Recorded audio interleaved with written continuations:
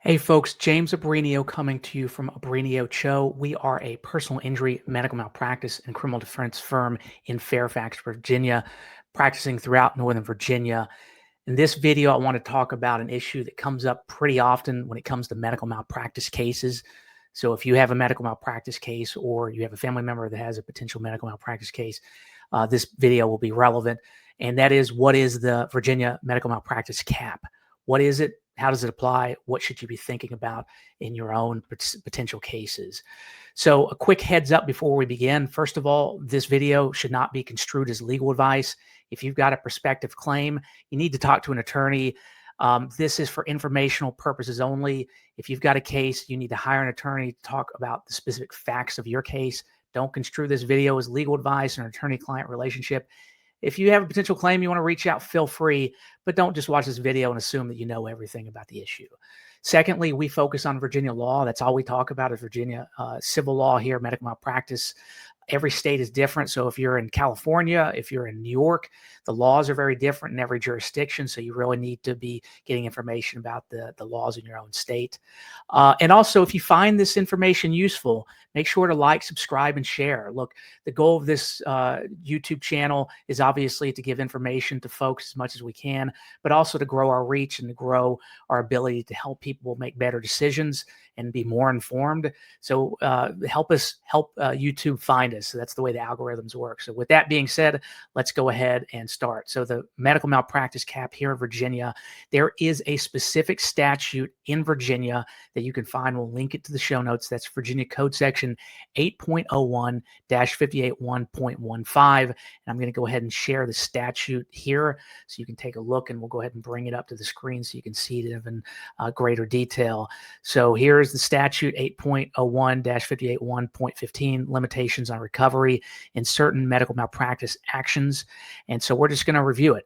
In any verdict returned against a healthcare provider. So when we're talking about healthcare providers, there is another statute that helps define what is a healthcare provider in Virginia, but let's use kind of the straightforward things.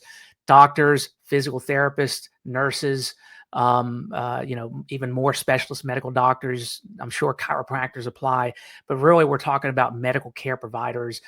If you've got a case where the defendant is potentially something a bit more unique, then that's another issue you should look at. But generally speaking, we're talking about doctors and nurses and nurse practitioners, that kind of thing.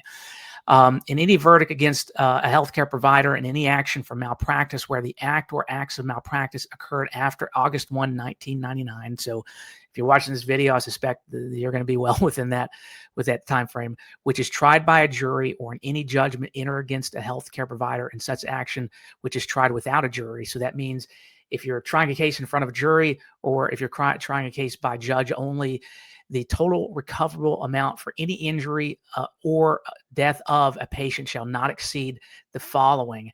And just to be clear, for any injury, just be clear what that really is saying to you. Even if there's multiple defendants, we're talking about an individual injury. So let's say you had surgery and both the anesthesiologist and the surgeon both messed up, but it's an injury, then it's going to be capped at that the limitations we're going to get ready to go over. And also, let's say there are multiple doctors that misdiagnosed, for instance, or delayed diagnosis. So you have Dr. 1, 2, and 3, and they all missed it. This cap that you're going to see is how much limitation to be awarded is going to apply for all of them. Okay, so there's going to be, if you get a check at the end of the day, it cannot exceed these cap limits. And so you can see here, the statute actually, as it gets on in years, the cap goes up. And so we're now sitting, today is December 8th, 2025.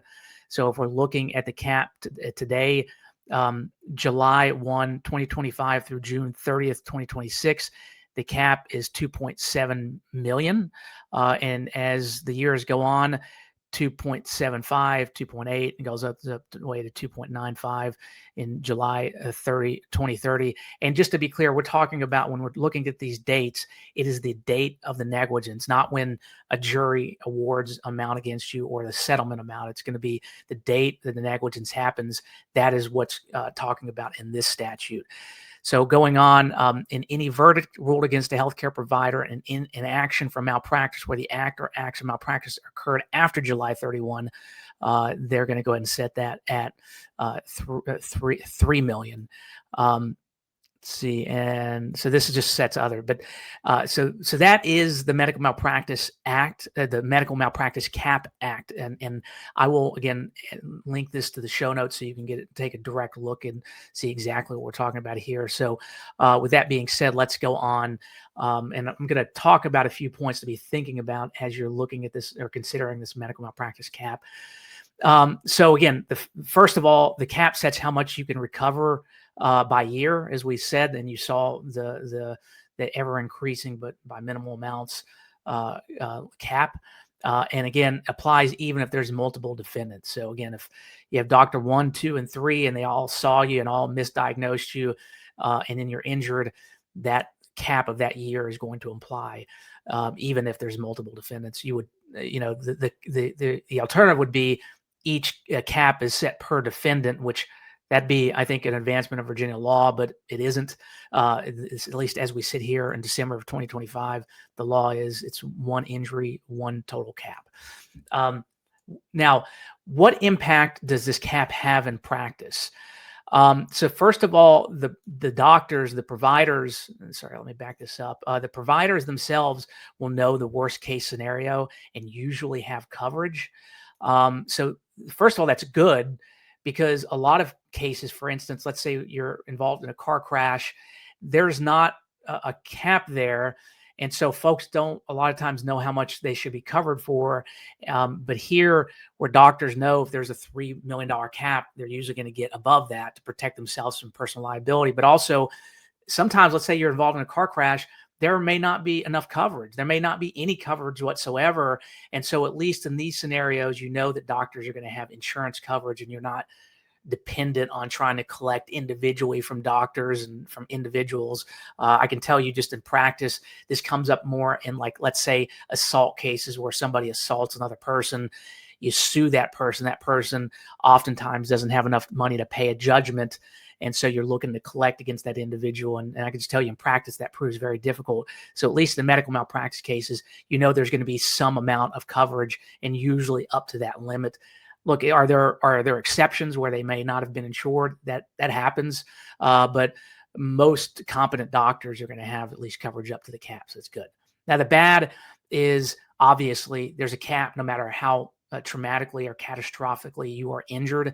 That means, and that, just to be clear, cap doesn't mean that you get at least that much either.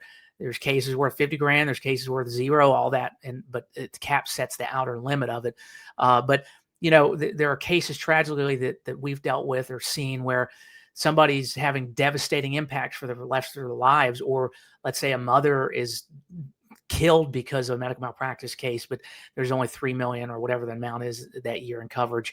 That may not be nearly enough to cover what devastating consequences result. So obviously the cap can be bad. It's also bad because a lot of times it will force cases into litigation. By a doctor knowing what the cap is and then getting enough coverage, that means that they're usually not going to be paying out of pocket.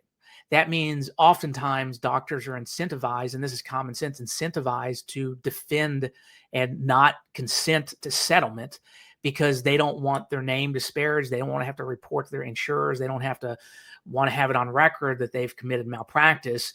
So they'll say, no, we want you, my insurance carrier, to fight to the end of the day, even if that means a verdict comes out above the cap, because I know worst case scenario, I'm not paying out of pocket. Coupled with that, a lot of these malpractice insurance policies for doctors have a clause that requires their consent to settle. What does that mean? That means that even if an insurance company is saying to the doctor, look, this is clear, our experts are saying you committed malpractice, the doctor has to usually consent in order for coverage, in order for settlement to happen. I'm not saying that happens in every case, but a lot of times that can be a huge issue because doctors, again, they don't have really any, quote, skin in the game because they're not going to be paying out of pocket if a huge verdict is going to be reached because of this cap. So a lot of times you got to march all the way through to trial. Now, a lot of times these cases settle, but at the very least, they make you go deep into litigation to prove that you're going to have your ducks in a row and you'll be ready for trial if trial ends up having to happen. Now, why is there a cap? Obviously, our Virginia legislature felt the need to create this cap. And when you think about it, it doesn't make a whole lot of sense, because it's not like there's a cap if you hurt somebody. Let's say you pull out in an intersection after a red light and you crash into somebody and you significantly injure them or kill them. It's not like you can rely on, oh, well, no, I've got a cap against me. If you or I go out and hurt somebody, even I as a lawyer, there are not malpractice caps. If I commit a malpractice case, there are not generally caps to protect me. Now, if I committed malpractice under a medical malpractice case, well, then the cap applies there. But let's say I commit a malpractice under a car crash case. It's not like there's a cap to protect me. So why are doctors protected? The reality is, or at least what is pushed to justify this, is you want doctors to be able to practice. And so you have insurance lobbies saying, look, if doctors could face personal exposure anytime they're sued, they may not just go into medicine. And look, maybe that's true. But I mean, again, I'm a lawyer and I realize that I could be facing pretty huge exposure if I mess up, and I still practice law. I just get a lot of insurance. And also the other thing is like, even a lot of times, even if you, let's say the case is worth $5 million and you've got $4 million in coverage, a lot of times if your insurer will offer up those limits, plaintiff's attorneys will say, look, we're not going to get a whole lot more from that individual personally. Let's just go ahead and settle for their coverage limits. And so, I don't know that I necessarily buy this argument. The other argument they make is this is going to increase insurance premiums. And that's obviously insurance lobbyists lobbying the legislature, lobbying doctors, scaring the hell out of people, saying, look, doctors won't be able to serve us because the premiums are going to be so outrageous that they just won't be able to practice. Again, I don't buy this. I think that all it would force insurance companies to do is really have a fair discussion about what is an actually case worth, rather than, hey, plaintiff, what the system is forced against you in the cap, therefore you better come to play ball. Why it needs to change. First of all, these caps are arbitrary. 3 million, 5 million, that kind of thing. We're just picking a random number. And so I especially when you don't really, in considering that cap, you don't even factor in like what is the nature of the injury and the long-term consequences as a result of that. I think definitely Virginia law needs to keep up, and we need to be thinking about how we can liberalize this more, whether it's if there's going to be a cap, at least increasing the cap significantly, or saying, look, if there's multiple doctors, the cap applies to each individual doctor, or a combination of both, or getting rid of the cap altogether. I think that would be definitely beneficial.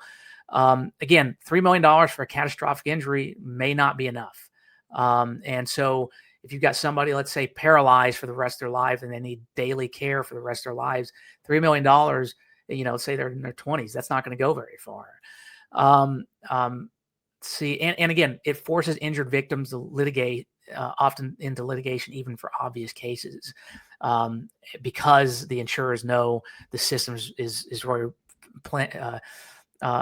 tilted in doctors' favors and health care providers' favors. And again, medical malpractice cases in litigation are inherently expensive. They're inherently risky. And I think the reality is oftentimes jurors are just inclined to respect doctors and to side with doctors. And look, I get that. Just a little bit of information about me. My dad actually was a doctor when I was growing up.